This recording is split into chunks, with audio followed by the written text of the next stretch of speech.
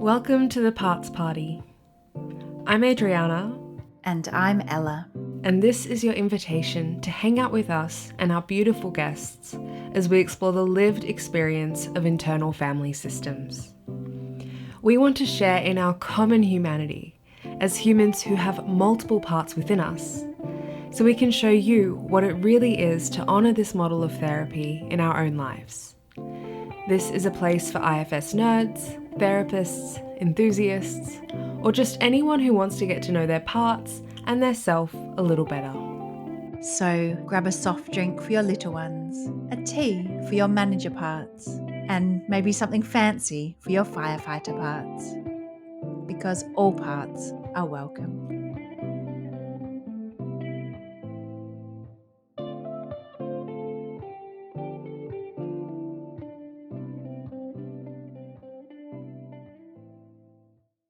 In 2022, after a 3-decade career in various marketing and business strategy positions, Scott Doniger pivoted to his lifelong calling to help people better navigate how they manage stress, anxiety, and trauma.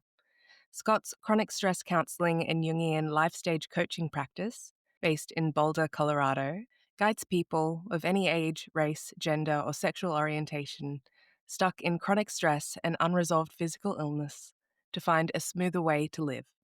Scott's approach to mental health support combines parts work, components-based psychotherapy, EMDR, Jungian psychology, and a host of other mindfulness and somatic modalities.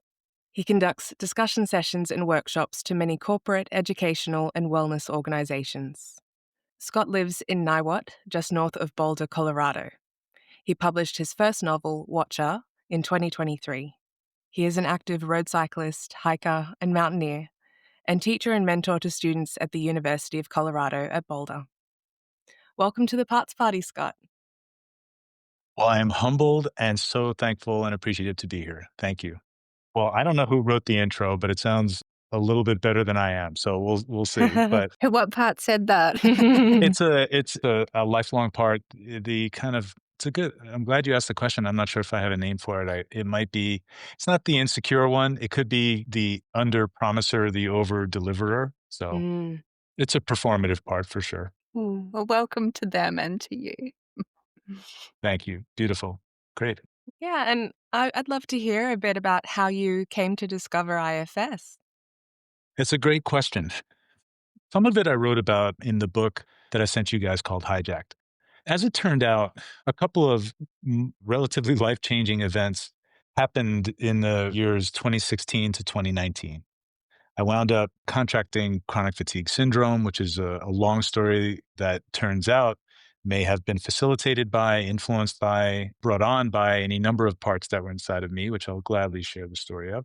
At the time I was married, in 2018, my wife decided, that our marriage was not what she wanted to stay in. And I came to that same conclusion. I still have nothing but love for her and she's a wonderful woman, but we unfortunately decided to part paths.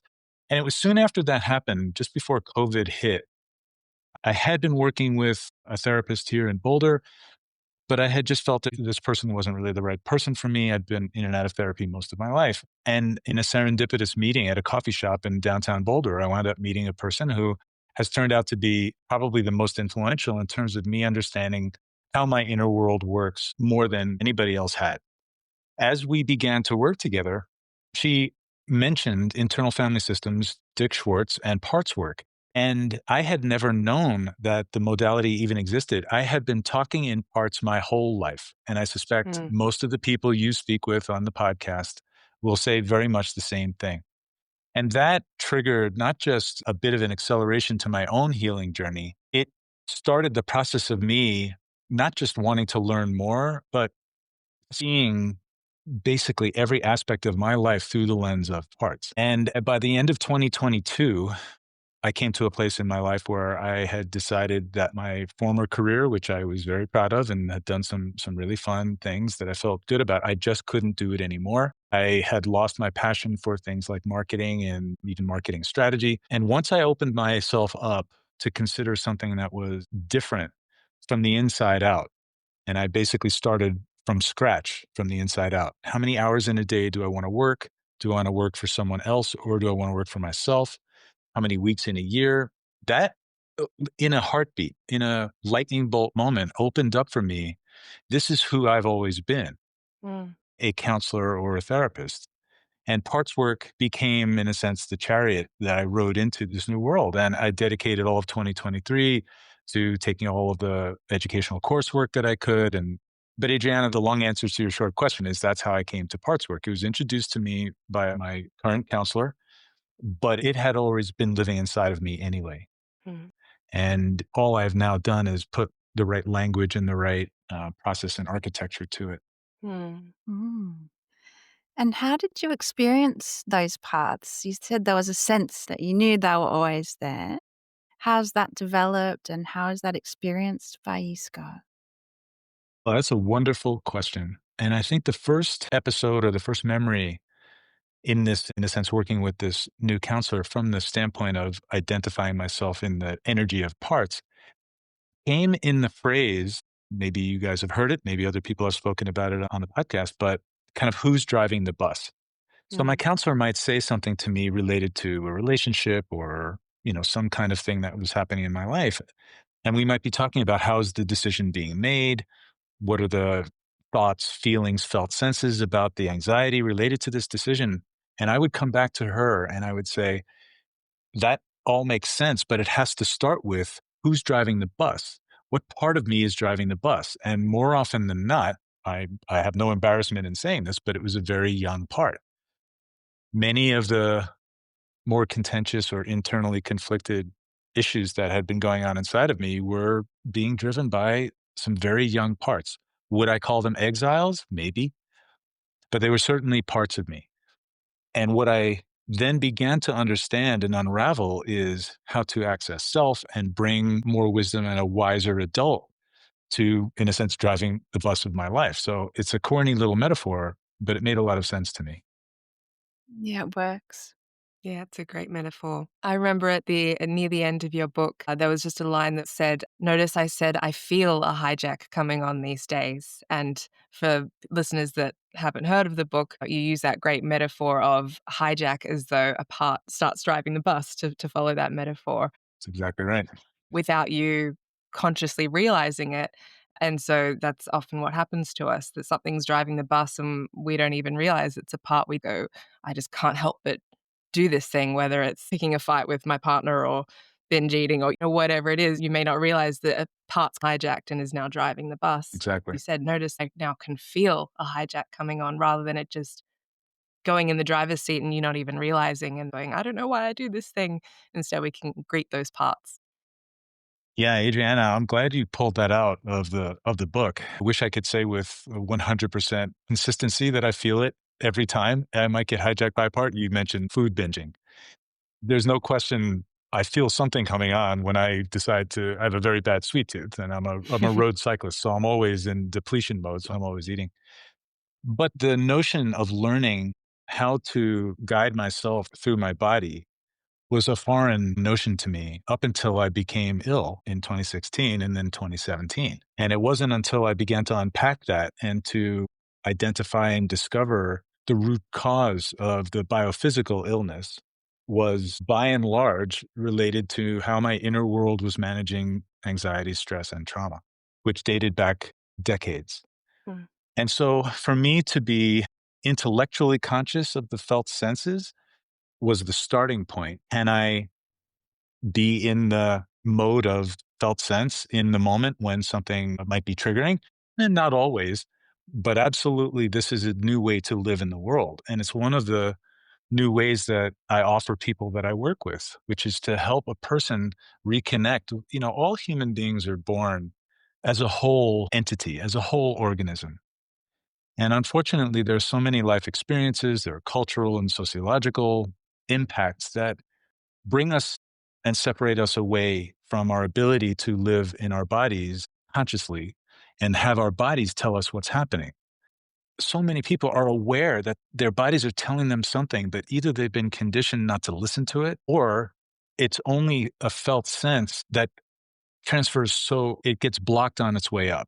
It might be a Mm. suppressor part. I write a lot about the suppressive part, which in my own personal experience, it was a big impact in terms of why I became ill. Because when we keep our emotions and feelings down. There's no secret here. People have been writing about this for thousands of years. But that energy becomes toxic. It has to manifest somehow, some way. But if we're disconnected, so many of us, particularly in Western cultures and like here in the United States, we live in our heads. I conduct workshops fairly often with different types of groups of people. And I ask the audience, how many of you would say you live in your head? And it's easily 80 to 90% of the people in a room.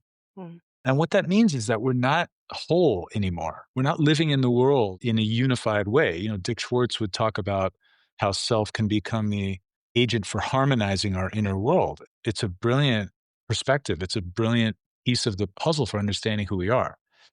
It's not 100% of the time, Mhm. but am absolutely much more aware of what is happening in the moment, not just from a felt sense standpoint. People sit with people they have intimate relationships with or family, and they can feel the anxiety building, but there's no architecture that helps them understand what's actually happening. They are being hijacked.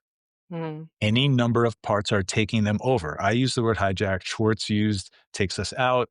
The language doesn't matter. It's the idea that a part of us or a bunch of parts are taking us over. And in many cases, our prefrontal cortex gets shut down. I'm a big fan and practitioner of the polyvagal theory. So different parts of our nervous system are turned on or off. And it's living in the absence of awareness of these kinds of things just puts us at such a deficit for being able to move through these difficult moments with greater ease. It's beautifully said. And I maybe heard the under promise over deliver part when it goes, and I don't get it right all of the time, and I don't notice my hijacking coming on all the time. And that's a good thing to bring up as well. I'm glad you brought that into the room because we can put so much pressure on ourselves that once we understand parts work, that we need to now get it right all the time and Mm. go, oh, I've got a part coming on, now that I know this exists, I shouldn't be doing this anymore. And with my clients, I know that you go, maybe you catch it 1% of the time, but what a win that is Exactly. to even be able to catch it 1% of the time. That's something worth celebrating. Absolutely right. That's beautifully put. Couldn't agree more. Mhm. And even if you don't catch it and later when you realize what happened, it can facilitate a bit more self-compassion because you go, "Oh, that was this Mm. part," and they have a positive intention. It doesn't need to activate a whole parts party of the critic and the shame and the shamed. Um, Yeah, it's a good point you brought in. And something that you mentioned in the book, which I really appreciated, was you mentioned polarizations, but you also mentioned collusions, how parts can collude and team up. And there can be that cascade, as you said, Ella, too. You may not catch it in the moment, but you could have this grace afterwards to go, oh, that was this part that just did that. Or can I send myself some love in hindsight? That's right. As opposed to what most people may find is they could get taken over by, let's say, a righteous part or a rager or something like that. And then what happens once that one finally lets go of the steering wheel and you're not seeing red anymore? Usually, what comes in is some sort of critic or shame or embarrassment that goes, oh my God, I can't believe I did that. I'm a terrible person. And instead, we can go, oh, I just got hijacked, or that rager part took me out. Oh, she really didn't think I was safe in that moment. How can I give her grace in hindsight? And that critic one may come in, but you go, okay, let's tend to this one now and help the critic that's got concerns. Yeah, no, you're absolutely right. It's brilliantly put by both of you. And I think I write this in the book. I don't know if readers will pick up on it as clearly as I would like them to think about this, but the notion of shame is very much, in my view, a place for all of us to dig into. I've worked with people where a part of them is a shamer part. And there's actually a moment or a series of moments where they do feel like they have been hijacked by a part of them that is making them feel completely worthless. Hmm. So much so that they might collude with an isolator so they don't leave the house. But shame also has this other dimension to it. It's like water finding its level. It's like the butter on a piece of toast. It's going to permeate everywhere. Shame is all over the place inside our inner worlds. Hmm. And whether we call it a part or not, it is locked in arms with so many of the parts that I write about, and particularly my experience has been with exiles as well. Shame, there's a phenomenal book about parts work. I think it's Martha Sweezy who writes about shame and guilt. It's a fascinating reconsidering of what's going on inside of us from the lens of parts, because the energy of shame can be so toxic for people. Yeah. Yeah, it's very true. So I just thought I'd bring that one up. Thank you. It's really important. And shame is just, it's slippery, isn't it? Because its very nature is to not be seen Mm. by the therapist or by self or other parts. It's It's true. can be easy to avoid or skip over because of that. Mm. And it can kind of be this perpetuating feedback loop where the parts shaming you inside causes pain because shame is probably one of the most viscerally painful emotions we can think of. And then it triggers all the other parts that want to get us out of that. And those can be the very behaviors that then invite further shaming. And so it Yes. can feel like this loop that's just inescapable. That's exactly right. I think I even try to articulate some of that in one or two of the anecdotes that I put in. One of the ways I wish I had more visual acuity, I was an artist of some sort. I mean, I do a lot of PowerPoint type things, but I didn't put any of those visuals in the book. But if I were to take this conversation about shame and try to visualize it, if we look at parts as little, orbs, little circles or balls, shame can be a part, as we've been talking about, but I also see shame as like a cloak. It's like an extra layer outside. It's like the shell of an egg or a hard boiled egg outside of so many other parts. So you just mentioned the rager.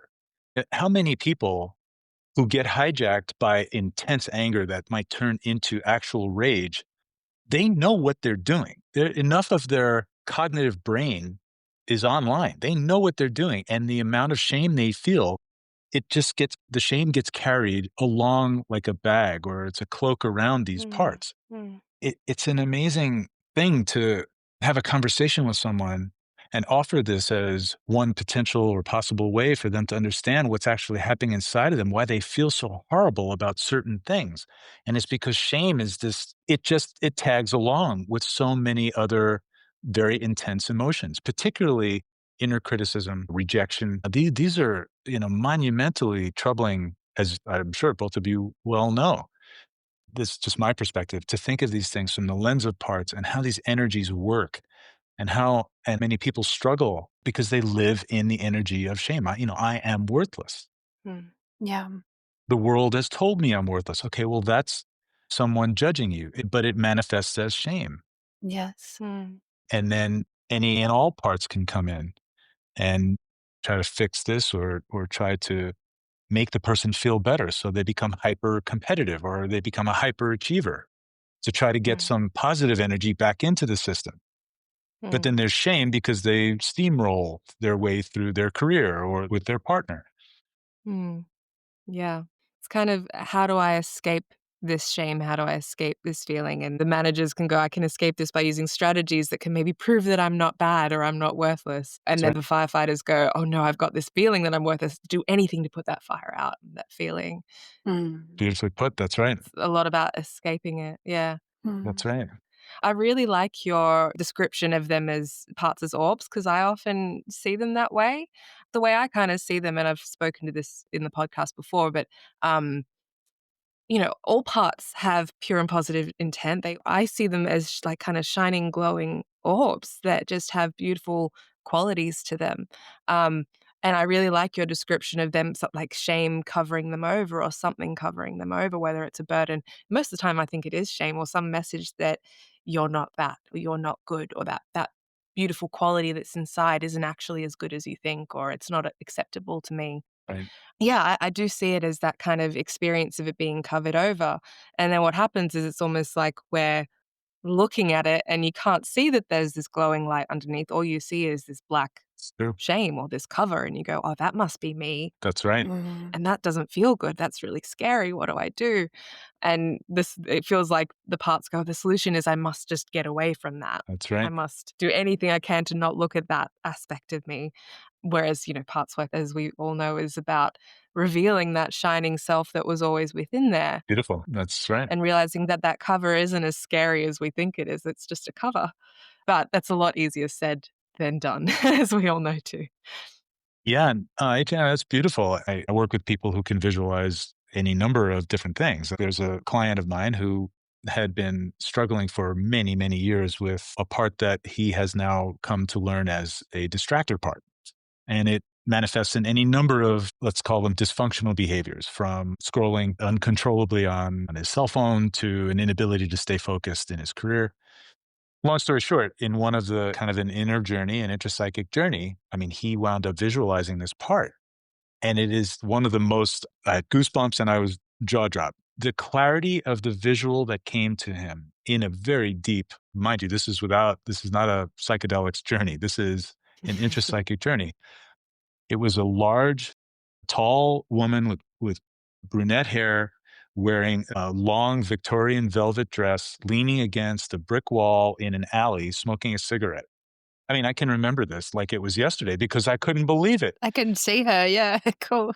And he's saying, he's looking at her and he's having a conversation with this distractor. And she's saying to him, I'm going to tell you what you're doing and when. Mm, And if you think you're going to have the chance to meet the person behind me, mm, good luck because you don't want to meet. Like this was happening. And I'm listening to it's right out of the playbook. It's right out of the parts work playbook. Yeah. Has he moved through but he's built a relationship with this distractor. So no, mm, his distractor is not a round orb. I was just mm. doing it like if I was making a PowerPoint, like, you have these parts over here. And I do that for workshops. So Yeah, I actually am not a visual. I don't really see my parts very clearly when I'm interacting with them. It could be that, yeah, if I do get images, it's just an age or child version of me or something like that. Maybe colors or sensations. yeah, Yeah. I'm like you. Dick Schwartz has said he doesn't see parts as humanoid. He doesn't see his Mm, parts, which is fine. I yeah. just thought that this one, I'll remember this till the day I die. I couldn't believe he Yeah. was describing this, and he can go back and see this part time and time again. It's that's Nice. it's really amazing. Yeah, I'm amazed by my visual clients. They just have these amazing ways to see parts, and I'm like, "How do you do that?" But it's just how different people's systems seem Yeah, to work. exactly, exactly. Maybe it's also because the parts want to be seen. I never even thought of it that way. Mm, maybe, yeah. I don't want to Mm. be a little round orb. Yeah, I yeah, actually want you to see me. Who yeah, knows? yeah. One of my parts is I do see my parts as little me's often or different things, but one of them is Rainbow Bright, and she really likes to be seen when it's very positive, and then she hides behind like a red theater curtain when it's like, "Oh, Yeah, you do this bit, that's a bit scary," or maybe we're not gonna Mm, get the most amazing right, feedback. She goes and hides. right. mm, Wow, She peeks out sometimes. this stuff is great. It's really fascinating. I love it. Mm. mm. Do you want to share a bit more about how your parts do show up, Scott? Like you said, you kind of feel them more. Sure. And thank you for asking. I think the place that I would begin or give you some more visibility into it, and it's also because I think you guys asked me prior to today's session, maybe to share a little bit of the stories that I wrote about my past. And I had any number of episodes. I wrote about two of them where, in a particularly challenging, triggering moment for what I have now understood as an exile for sure, I was triggered and a part emerged inside of my system. I had no visual recognition of it, but it was a firefighter, Adriana, and it got me out of that situation. There was no way that my body was going to keep me in the vicinity of the person who became the trigger. And it wouldn't have mattered where I was. I would have broken out of wherever I was and ran. I mean, it mobilized my body in such a way it's a classic firefighter shutdown. In this case, I just had to get away. And what it did was it created a felt sense that had these two dimensions to it. Number one, I had to run. I had no cognitive prefrontal cortex executive control over my physical body. I couldn't stop myself if I tried. But secondly, it was moderately dissociating. I mean, I was not really capable of feeling myself. I just knew that this energy that mobilized me took me over and made me do what it made me do. And so it was simultaneously incredibly activating, mobilizing, and it became numbing and dissociating inside of me. I had no clue that these were parts that had hijacked me. It happened more than twice in my life and it became, in a sense, recovery after getting ill and going through my divorce. It became anchor points for me to finally figure out what is this behavior pattern. I may have felt it, pieces of it, throughout my life, because the two anecdotes I wrote about in the book happened many, many years ago. And so what I write about at the end of the book is I now have a much clearer intellectual and physical awareness of what is happening inside of me in a moment that might be that triggering. And I can be with that energy and bring myself, just a little bit of whether it's calmness or courage. And whether it's one part or two parts or three part, I don't get hijacked. I will still feel it. I still feel it. I can remember even when I was much younger, it began as an energy that started, I think, probably in my upper gut. Mm. It wasn't an upset stomach, but it was like really bad adrenaline. And it would rush up all the way up through and into my head. And it would be my head that would get hot, actually almost feverish. And those were the biophysical indicators of a hijacking. Mm. And I still feel pieces of that from time to time, depending on what's happening. But I no longer live in a hijacked state. And I think Mm. that's the best I could have hoped for. And I can live a much more peaceful life.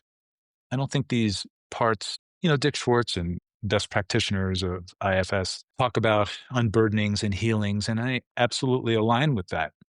But I haven't experienced it in a complete way. They'll always have their energies, but they're nowhere near as intense. Mm.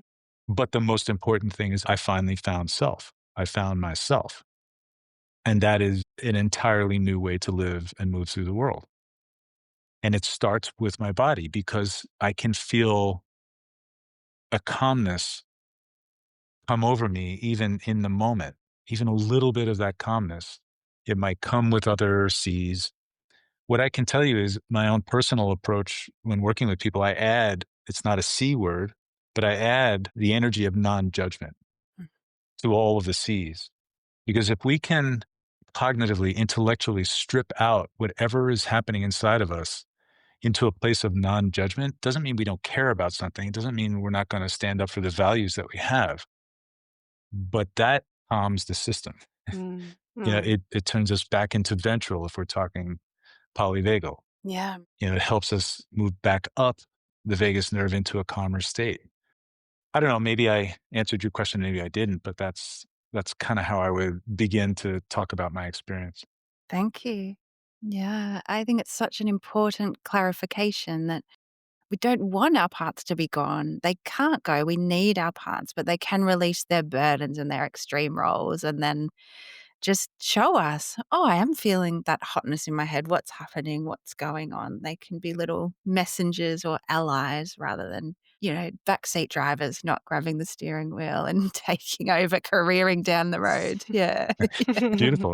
Well done. Yeah, Yeah. totally agree. Mm. I would just add, here's a little anecdote. I can't say that the phrase I'm about to utter has healed an exile or healed a manager or a firefighter, but this little phrase that I'm going to express in a minute has helped my whole inner system calm and not unburdened, but pretty damn close to it.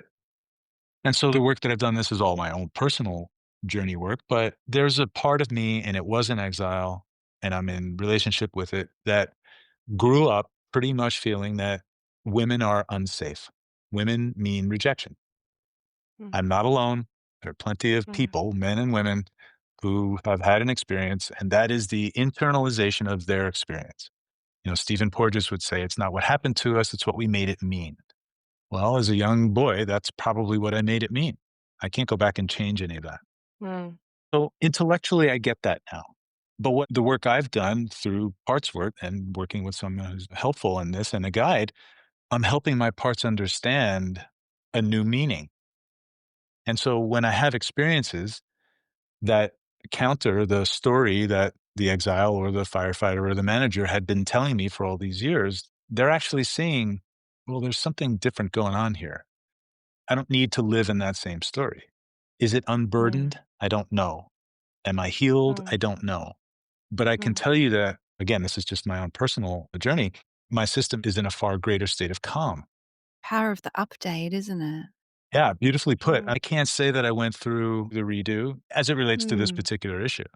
I've Mm. guided other people through it, and I anecdotally heard that it's been helpful, for them for sure. Mm. But I don't think we have to go, by the book, by the letter.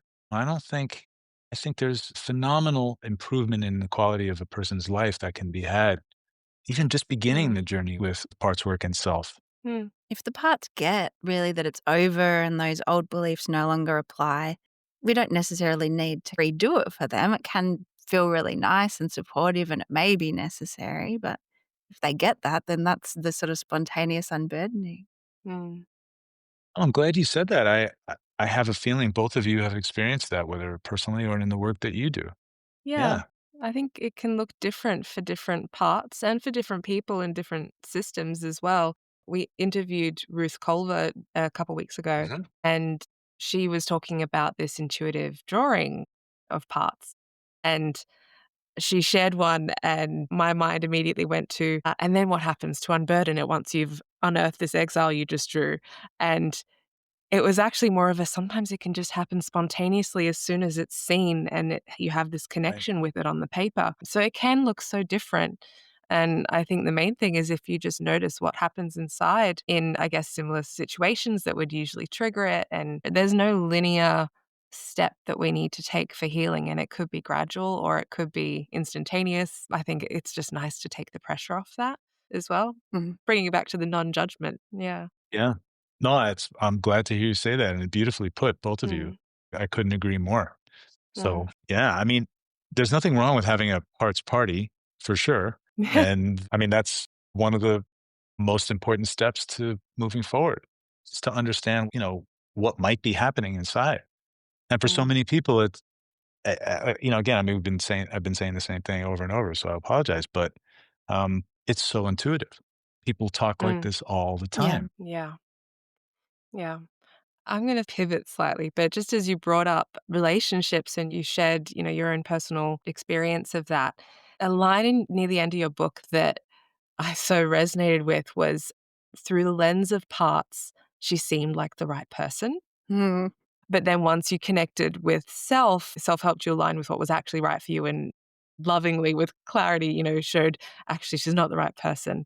And I just so resonated with that. I went, oh, yeah, I've definitely had parts that were so convinced someone was the right person.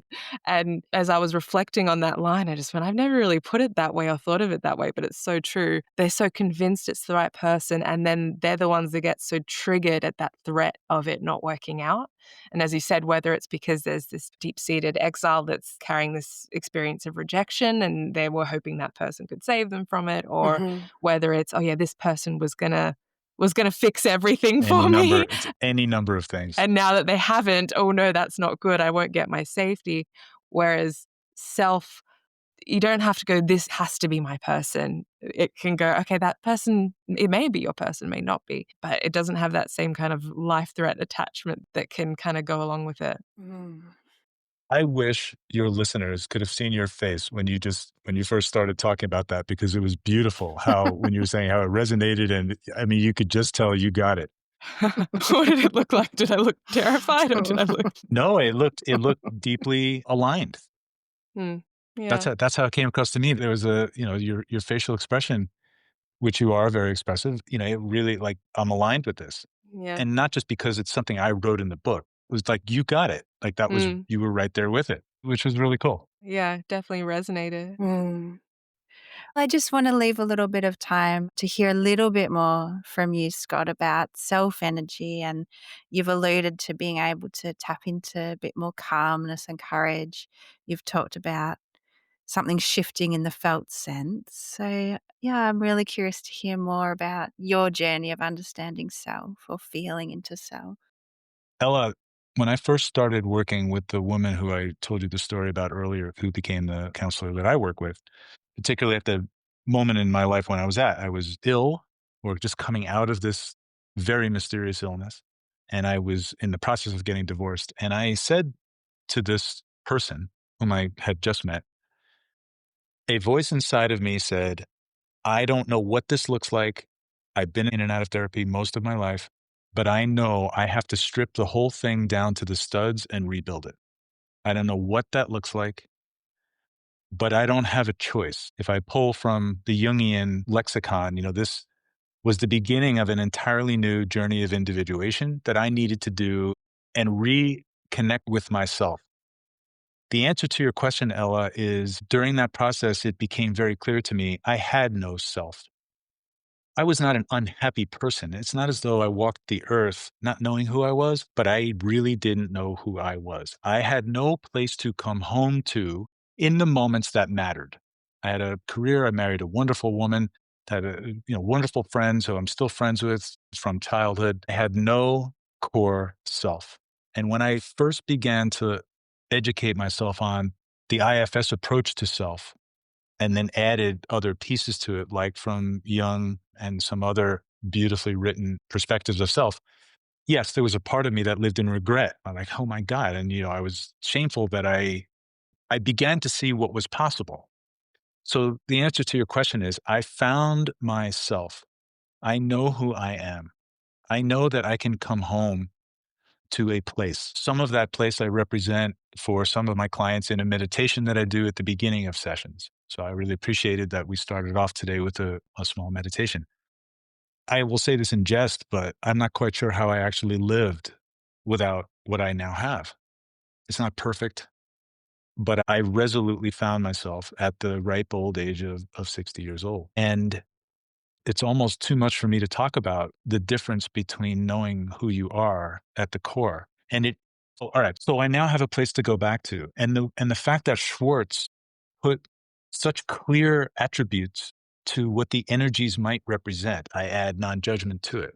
I just spent time with my family and I love them dearly, but we're resolutely different.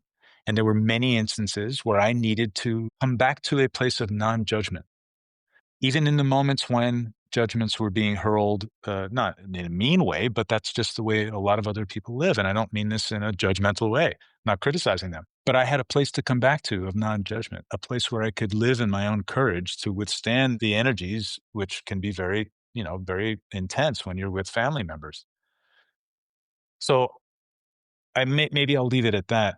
But Ella, I have a place to come back to. And I can tell you with a high level of confidence. Many of the people that I've worked with over the past 3 years were not the same as me, but have the same challenge ahead of them in the sense that they don't have a sense of their own selves in the way that would enable them to move through the world in the most intense moments with greater peace and clarity. And parts work offers that lens and it watch people's brains and minds and bodies shift because they're in the discovery of their own selves.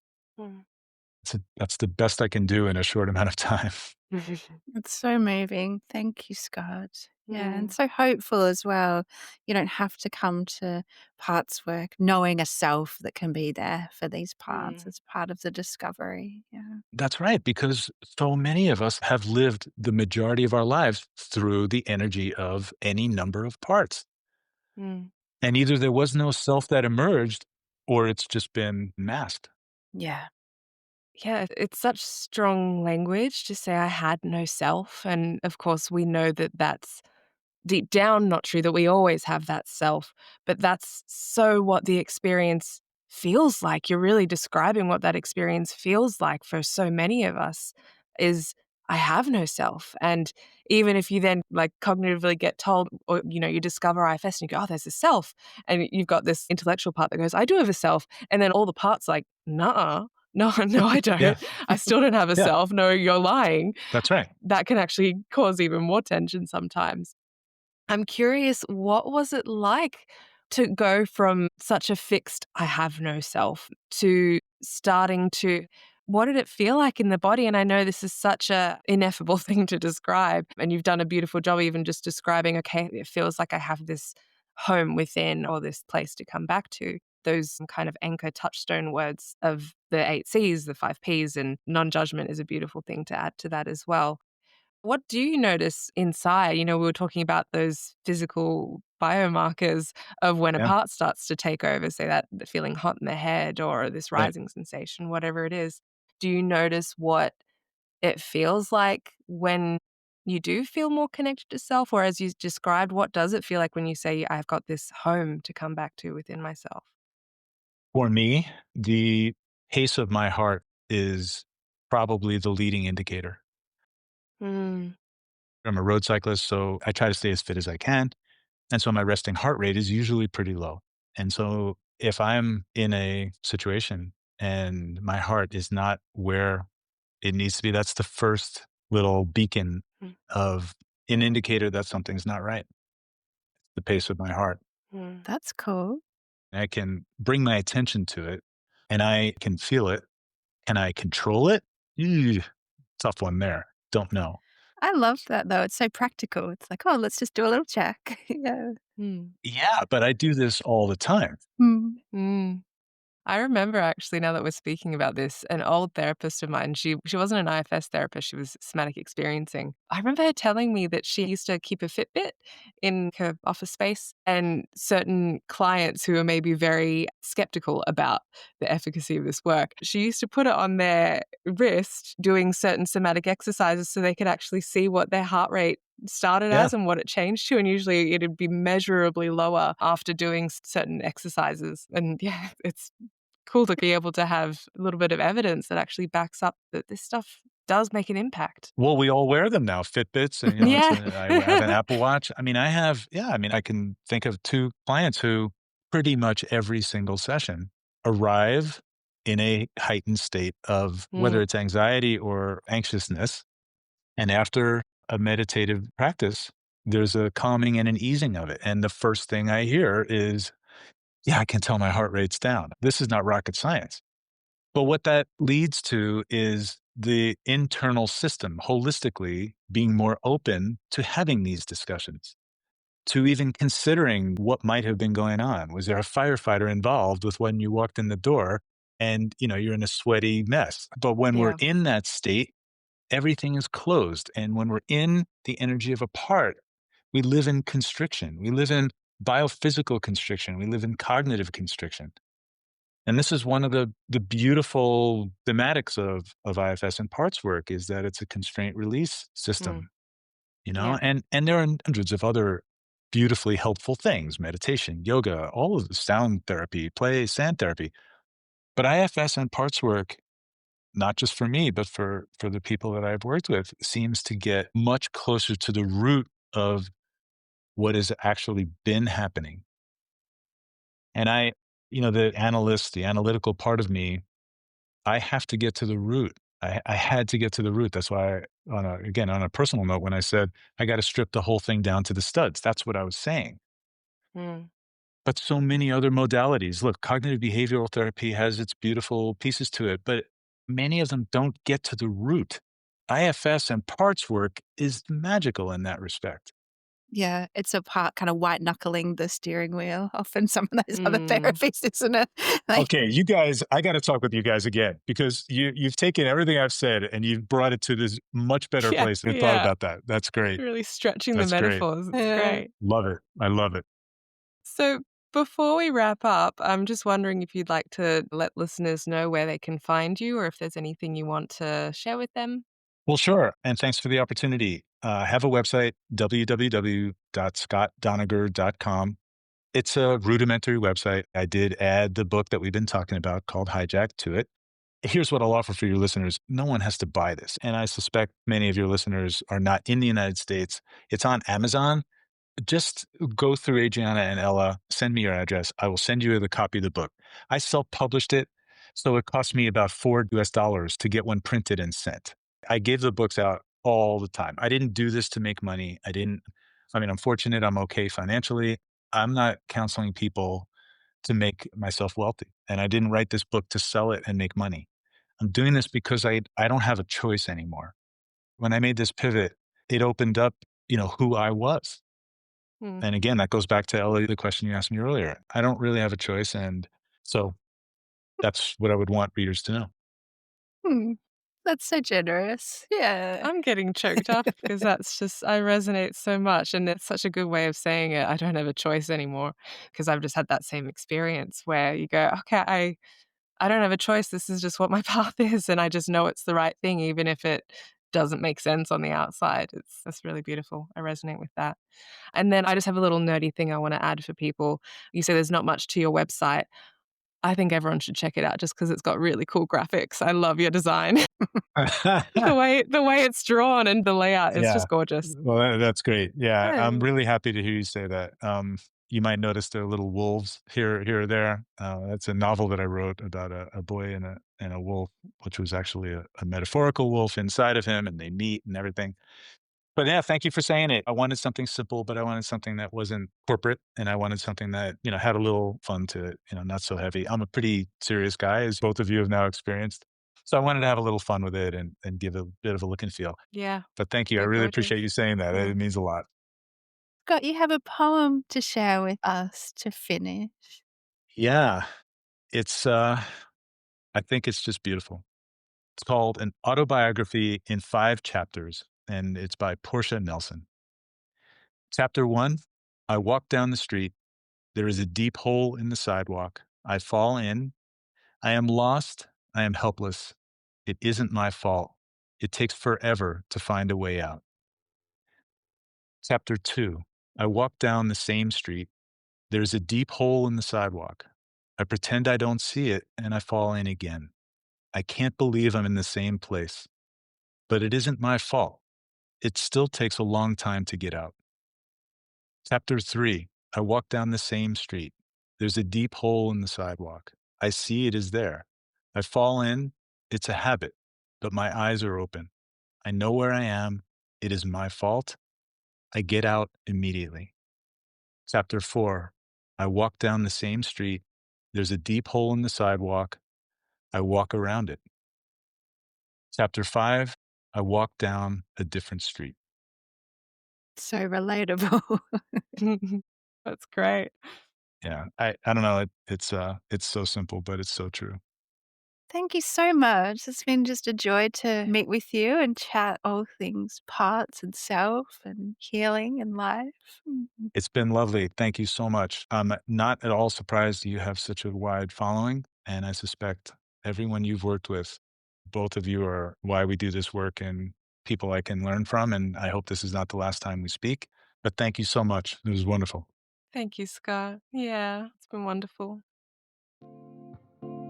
Thank you for being part of the Parts Party with Adriana and Ella. We hope you enjoyed being with us, and we wish you many moments of self-leadership. We'd love your support by liking, subscribing, sharing this podcast, and we hope to see you next time.